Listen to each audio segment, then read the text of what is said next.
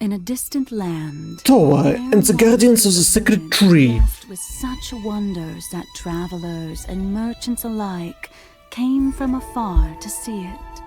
Prologue trailer. Alright. The village grew at the base of a great tree. I like the announcement of a game about Unmedis. It was to this god that the villagers prayed, and it was for Shinju that their village was named.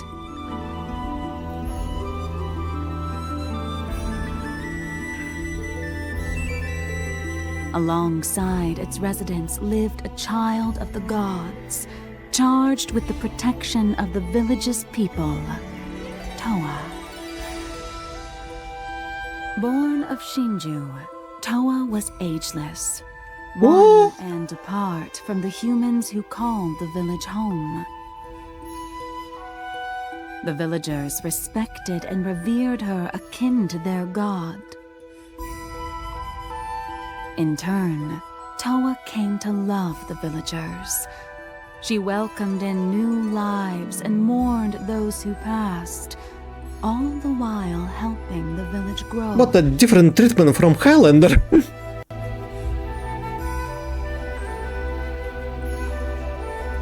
However, such times of peace and prosperity are not destined to last. Far from the village, the god known as Magatsu began to consume the land in dark miasma.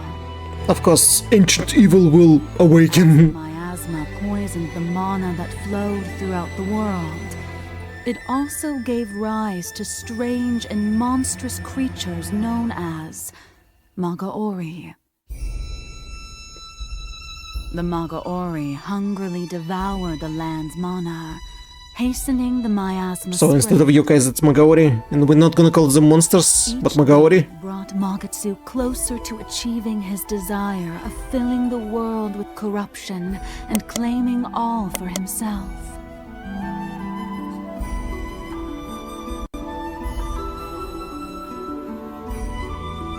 In time, his miasma even brushed upon the outskirts of Shinju village. And then, tragedy struck. What happened? Magaori descended upon the village in droves, leaving destruction in their wake. Reeling in the aftermath, Shinju issued the village's guardian with a divine proclamation.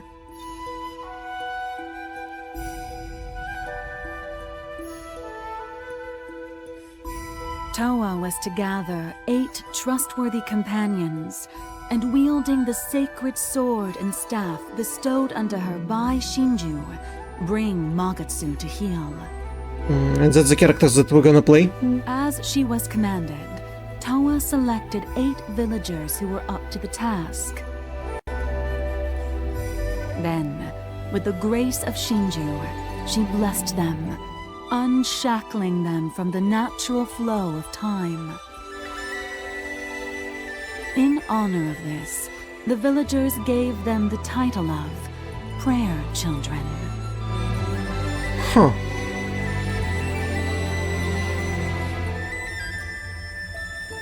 With the sword of ablution and staff of divination in hand, Towa and the Prayer Children set out on their journey.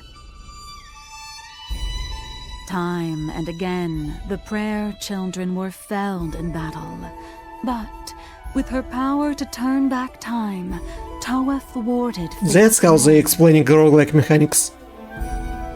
Such was the power granted to her by Shinju that only she, born of a god, could wield.